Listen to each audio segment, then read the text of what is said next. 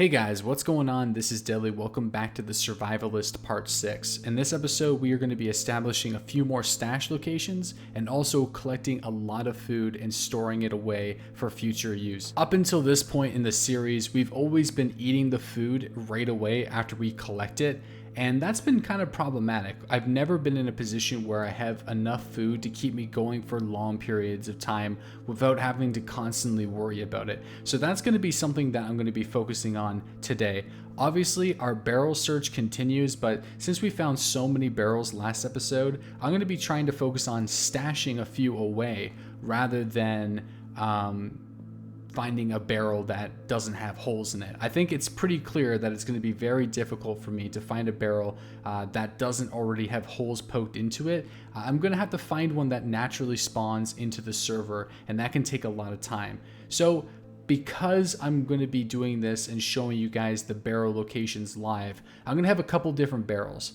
A couple barrels are going to be never shown on the Survivalist series for the most rare items like my skins, my pelts, the high quality items that I need for my hunting and gathering. Those things are going to remain hidden away.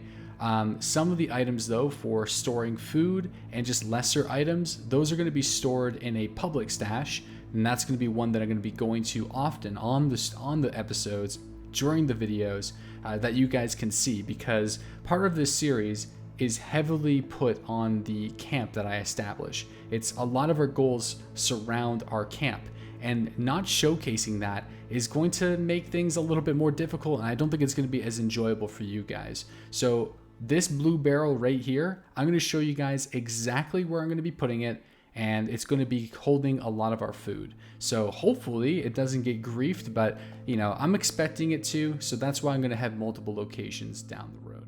The fact that those barrels are still here is actually a really good sign, because those are not hidden. They're not hidden at all. And we actually know the location of another 2 barrels as well. So if we want to really get technical with it, we can just kind of toss barrels in all of these really good locations. Try to get this under this log here.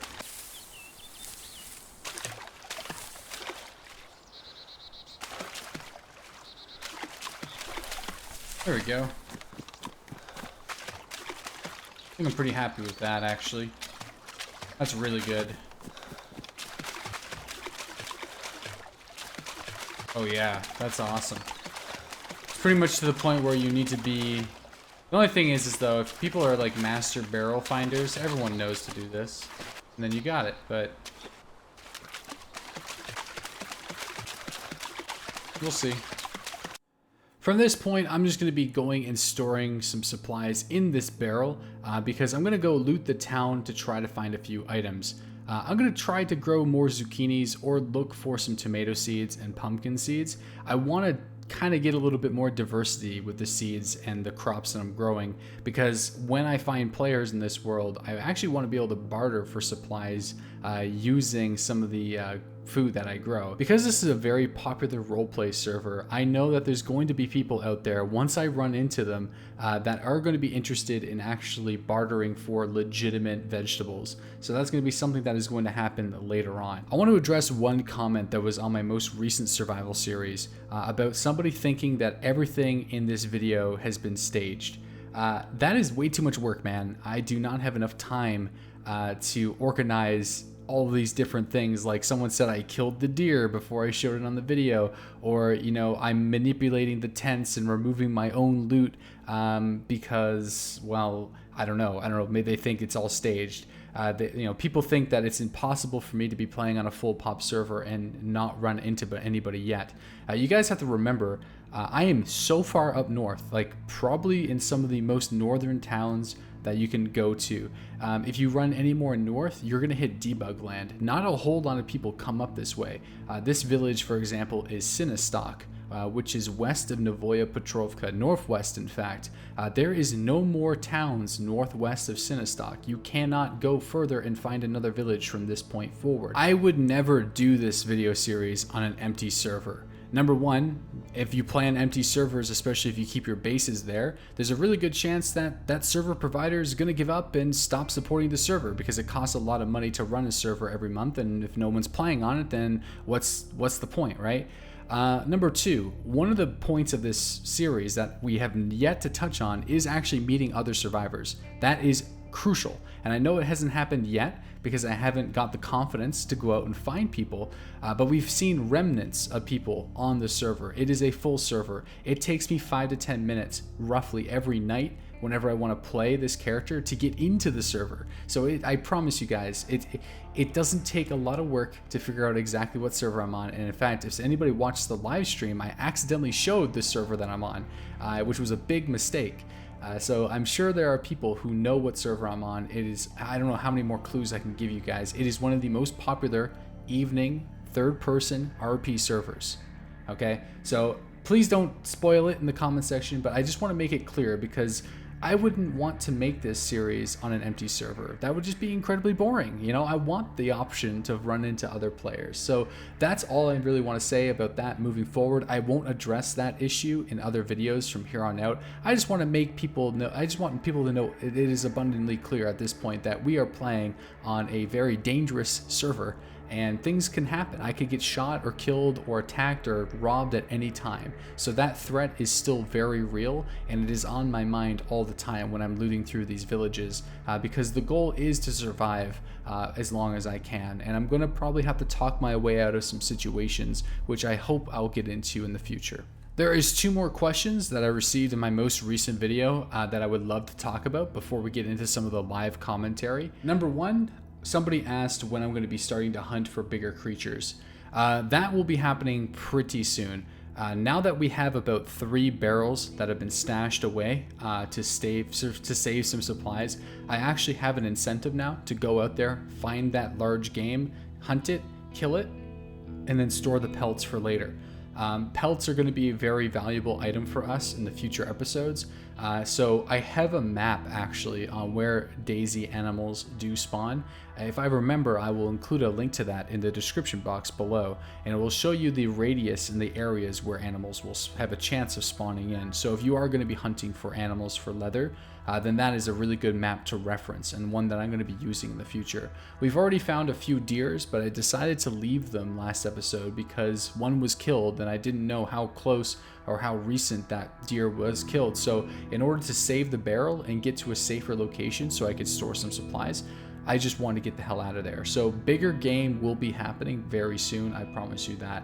And I guess the last comment I want to address, because it keeps on, I keep on reading comments about people wanting me to use guns, like the Winchester or the shotgun, and that why they don't understand why I'm not using those weapons. Well, it's not because I don't think they would be very good weapons in survival situations. It's because I just want to challenge myself. This is supposed to be a little bit more challenging, immersive, and making the bow and relying on it, and also the crossbow, it just makes it more fun for this type of play style. There's nothing else to it. You know, I know for you guys, some of you guys will be just always using guns, and that's fine. But for me, there's just an added challenge with limiting myself to the bow. It's a weapon that I've grown accustomed to, and you guys watch me use it a lot on the live stream. So I do want to use it and get an opportunity to be forced to use it on a regular basis. And that's why I'm choosing to use the bow. With some of the most common questions out of the way, let's get back to some of the survival. We are actually looking for a garden hoe, because if you guys remember, we saved the garden hoe in our civilian tent and it was stolen. So we're gonna have to find another one in order to make a garden plot. You can make a garden plot with a shovel. I just want to see if I can find a garden hoe because I feel like it's a little bit more fitting. So that's what I'm going to be doing right now, and also looting for seeds, mainly tomato seeds or pumpkin seeds. I think we're going to end the day off with growing some zucchinis or something like that. Getting some food source stored away in our new stash would be kind of good. There's actually more, and I'm going to take it. I'm going to take the other bag, so then that way we'll have it whenever we find a barrel that actually is able to... Okay, there we go. We got the farming hoe. Farming hoe. We got the farming hoe. We got the zucchini seeds, but I would like to get the different ones. There's a little Derringer. We got a butane canister. We got 9 matches. Honestly, my My hand drill is good enough. We don't need that. We also have this wire, but this metal wire is going to be used another day to catch rabbits. We might as well also get our chicken out. I guess we should get one of the garden limes out as well and our bow drill. There's some stuff that we do need to take out. Okay, guys, let's make our garden plot. Oh, that works pretty much perfectly. I don't know if you fertilize first. Let me see here. Fertilize soil. There are no digging slots. Okay, here we go. Okay, we're preparing all the slots. There we go.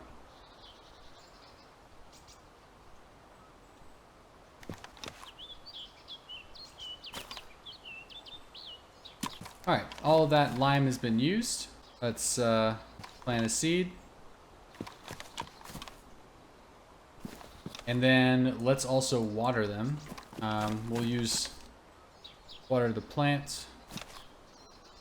Water the plant. See, it doesn't really give you a bit of a... It doesn't give you a difference. Doesn't really look different when you water it. So you sort of just need to remember which ones you've watered and which ones you've not watered. Okay, I think all the plants... Yeah, all the plants have been watered. So while we're waiting for those to grow, I'm going to go and store some of our stuff. And then go make a fire and cook some chicken.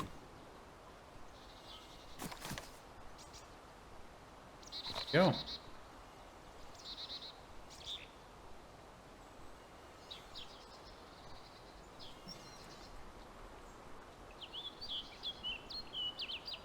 Now hopefully, if anybody sees us, we'll be able to survive this. Looks like our zucchini farm is growing nicely. Okay, we're done cooking for now. Let's extinguish the fire. It doesn't give off such a big area. And yeah, let's enjoy some of this chicken while we wait for the rest of our crop to grow. Looks like this chicken is stuffing us up pretty good. All right, we have some crops done. Go check them out. All right, we just got 3 zucchinis off of that one plant. That's pretty good. We got some spoiled ones, however. It looks like with fertilizer we get a higher yield. Some of them are spoiled, but like I said, I don't think I'm going to be using the disinfectant spray on the crops. Most of them look pretty good, like pretty healthy, so I think we're going to have a pretty high yield. 2, 4, 6, 8, 10, 12, 14, 15. So far we got 15 zucchinis just right there. We'll take them all and put them into our... we got 18 zucchinis. That's incredible. I'm going to store as many as I can, and that should keep us going for a little while, honestly. In fact, there's so many fucking zucchinis that I don't think I can even store them all. Alright, we were able to store all of our zucchinis. So we were able to cook 4 pieces of chicken and grow 18 zucchinis, which is very efficient. Our barrel is full of supplies, so we're going to actually have to go and collect another barrel to store.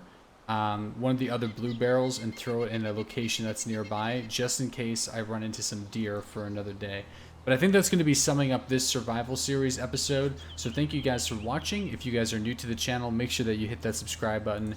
It will let you know whenever I upload a new video. And you can also watch my daily DayZ content at twitch.tv/deadlyslob. A link to that is in the description box below.